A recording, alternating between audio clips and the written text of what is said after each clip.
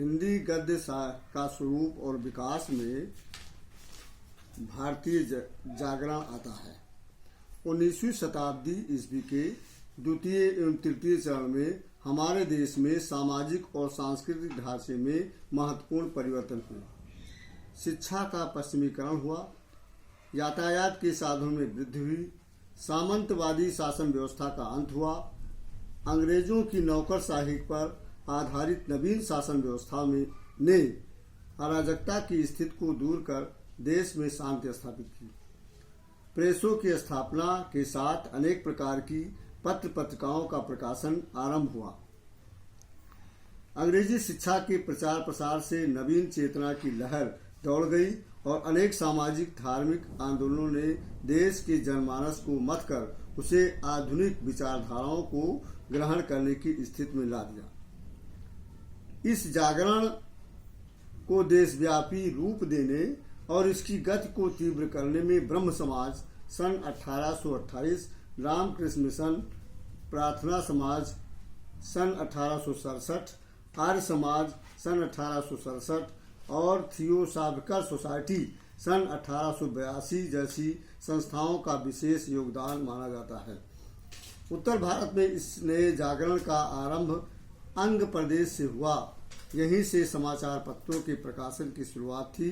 ये प्रदेश ब्रजभाषा केंद्र से बहुत दूर पड़ता था, इसलिए नवीन चेतना को व्यक्त करने का दायित्व खड़ी बोली गद्य को ही वहन करना पड़ा। नंबर 2, भारतेन युगीन गद्य, जिसको कि भारतेन युग के नाम से जाना जाता है। 19वीं शताब्दी के अंतिम चरण में हिंदी साहित्य का आकाश भारतेंदु हरिश्चंद्र सन 1850 से 1885 के पूर्व आया। उससे कुछ वर्ष पूर्व हिंदी घड़ी बोली गद्य के क्षेत्र में दो महत्वपूर्ण व्यक्ति गद्य की दो भिन्न भिन्न शैलियों को का प्रतिनिधित्व कर रहे थे। एक थे राजा शिवप्रसाद सितारे हिंद सन 1823 से 1895 और दूसरे थे राजा लक्ष्मण सिंह सन 1826 से 1896। राजा शिवप्रसाद ने हिंदी की पाठशालाओं के पाठ्यक्रम में स्थान दिलाने का महत्वपूर्ण कार्य किया। वे हिंदी का प्रचार तो चाहते थे, किंतु उसे अधिक नफीस बनाकर उर्दू जैसा रूप प्रदान करने के पक्ष में थे। दूसरी ओर राजा लक्ष्मण सिंह संस्कृतनिष्ठ हिंदी के पक्षपाती थे। उन्होंने हिंदी गद्य को वो रूप प्रदान किया जो हिंदी प्रदेश की जनता की मनोभावना के अनुकूल था। कहावतों, लोकोक्तियों और मुहावरों के यथोचित प्रयोग में अनेकों भाषा प्राणवान और स्वाभाविक बन गई। भारतेंदु का गद्य पूर्ण परिमार्जित नहीं है। उनका गद्य भी ब्रजभाषा के प्रयासों से प्रभावित है। भारतेंदु के सहयोगी, भारतेंदु जी का व्यक्तित्व अत्यंत प्रभावशाली था।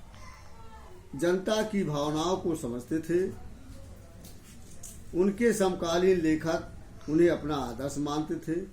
बाल कृष्ण भट्ट 1844 से 1914, पंडित प्रताप नारायण मिश्र 1856 से 1994, राधा चरण गोस्वामी 1859 से 1925, बद्रीनाथ चौधरी प्रेमघन 1855 से 1923, ठाकुर जगमोहन सिंह 1857 से 1899, राधा कृष्णदास 1865 से 1907, किशोरी लाल गोस्वामी 1865 से 1932 आदि गद्य लेखक उनसे प्रेरित और प्रभावित थे।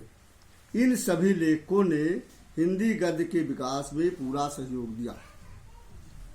ये सभी गद्य लेखक पत्रकार भी थे। पंडित बालकृष्ण भट्ट इलाहाबाद से हिंदी प्रदीप नामक मासिक पत्र निकालते थे। इस पत्र में उनके निषेध प्रकाशित होते थे। प्रताप नारायण मिश्र कानपुर से ब्राह्मण पत्र निकालते थे। वे मनमौजी व्यक्ति थे। बद्रीनाथ चौधरी प्रेमघन आनंद कादम्बरी का संपादन करते थे। भारतेंदु के अन्य सहयोगी ने भाषा एवं शैली के संबंध में इन्हीं लेखकों का आदर्श सामने रखा। इसमें कोई संदेह नहीं कि हिंदी गद्य के विकास की दृष्टि से भारतेंदु युग अत्यंत महत्वपूर्ण है। तीसरा आता है द्विवेदी युगीन गद्य। जिसको कि द्विवेदी युग के नाम से जाना जाता है। सन 1900 तक भारतेंद्र युग की समाप्ति मानी जाती है। 1900 से 1922 तक अर्थात शताब्दी के प्रथम चरण को हिंदी साहित्य में द्विवेदी युग जाना जाता है। इस युग को जागरण सुधार काल भी कहा गया है।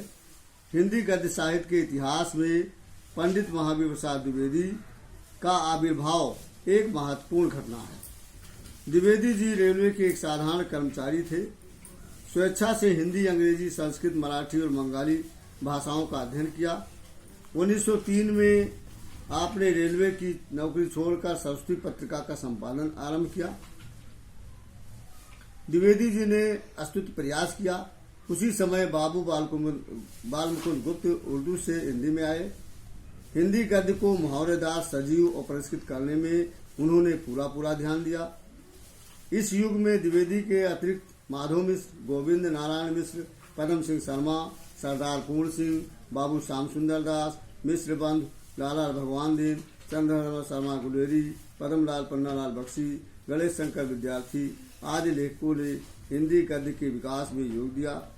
इस युग में गद्य साहित्य के विभिन्न रूपों का विकास हुआ और गंभीर निबंध, विवेचनापूर्ण आलोचनाएं तथा मौलिक कहानियां, उपन्यास और नाटक लिखे गए। इसी युग में काशी में बाबू श्याम सुंदर दास ने नागरिक प्रचारणी सभा की स्थापना की और हिंदी के उपयोगी एवं गंभीर साहित्य के निर्माण की दिशा में अस्तुत प्रयास किया।